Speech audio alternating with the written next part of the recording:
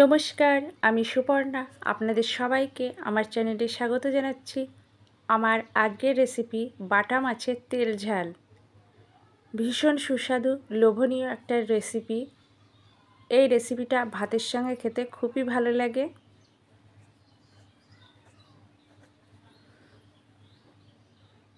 বাটা মাছের তেল ঝালের সমস্ত উপকরণ রেডি করার পর গ্যাসের চুলায় কড়াই দিয়ে কড়াই গরম করে কড়াই সর্ষের তেল দেব। সর্ষের তেল গরম হলে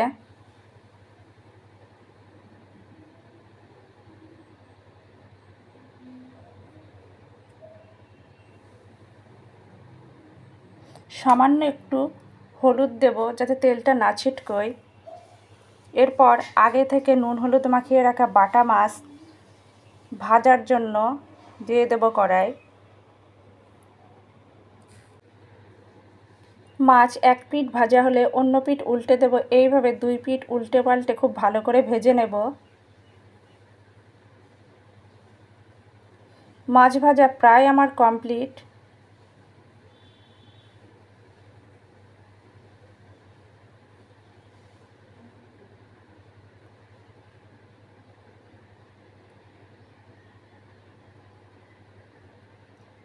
মাছ ভাজা কমপ্লিট, তুলে রাখবো। ওই তেলেই একে একে তেজপাতা, শুকনো লঙ্কা, পাঁচফোড়ন, তেজপাতা, শুকনো লঙ্কা, পাঁচফোড়ন দিয়ে ভালো করে নাড়াচাড়া করে একটু ভেজে নেব।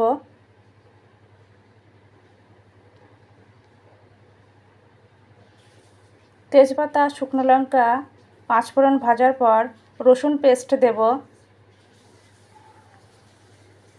শুকনো লঙ্কা পেস্ট, রসুন পেস্ট, শুকনো লঙ্কা পেস্ট দিয়ে ভালো করে নাড়াচাড়া করে মশলাটা একটু কষে নেব।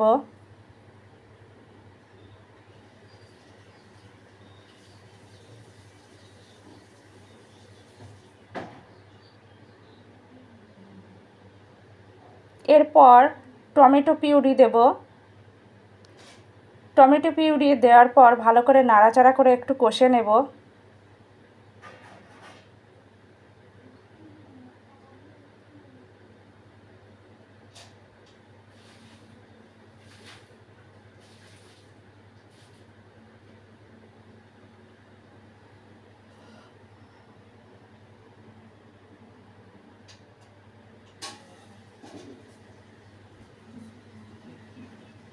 সামান্য একটু চিনি দেব শুধুমাত্র স্বাদ আর কালারের জন্য।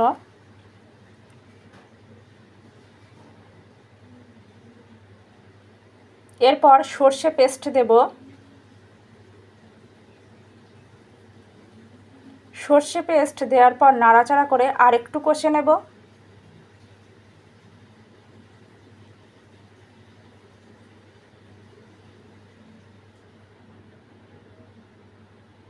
মশলা থেকে তেল ছেড়ে এসেছে।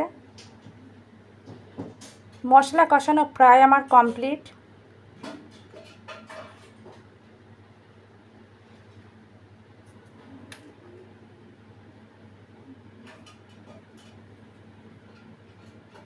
মশলা কষানো আমার কমপ্লিট। পরিমাপ মতো জল দিয়ে দেব। জল দেওয়ার পর নাড়াচাড়া করে ভালো করে জাল করে নেব।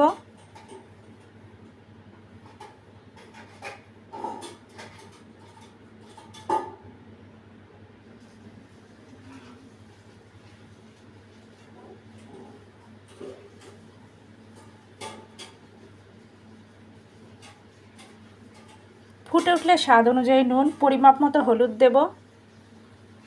ভালো করে নাড়াচাড়া করে দেব।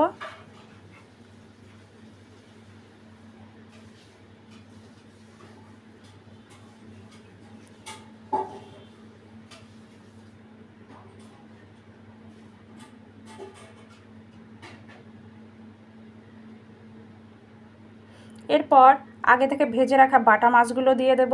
বাটা মাছ দেওয়ার পর একটু ভালো করে নাড়াচাড়া করে দেব।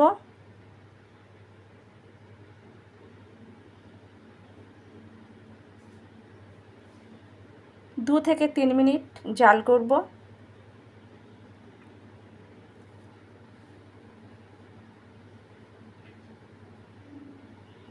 রান্নাটা প্রায় আমার হয়ে এসেছে। এই পর্যায়ে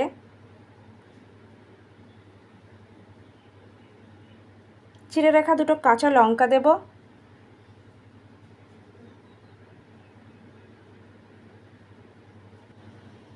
আমার আজকের রেসিপি বাটা মাছের তেল ঝাল প্রায় কমপ্লিট।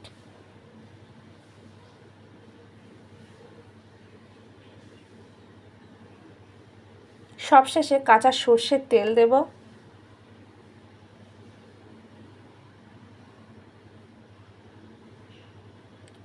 আমার আজকের রেসিপি বাটা মাছের তেল ঝাল একদম কমপ্লিট। আমার আজকের রেসিপি বাটা মাছের তেল ঝাল ভীষণ সুস্বাদু একটা রেসিপিটা আমি ঠিক যেভাবে দেখিয়েছি আপনারা রান্নাটা ঠিক একইভাবে করবেন, একদম পারফেক্ট হবে। এই রেসিপিটা অন্তত একবার হলেও ট্রাই করবেন। খুব সহজে মাত্র কয়েকটা উপকরণে আমি বাটা মাছের তেল ঝাল রেসিপি দেখালাম। আপনারাও চেষ্টা করবেন এইভাবে সহজে রান্নাটা করতে।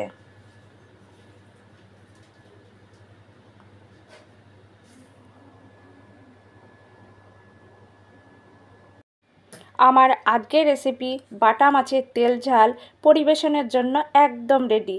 আপনারা দুপুরে গরম ধোয়াটা ভাতের সঙ্গে পরিবেশন করবেন, একদম জমে যাবে। ভীষণ লোভনীয় আর সুস্বাদু রেসিপি, অন্তত একবার হলেও এই রেসিপিটা ট্রাই করবেন।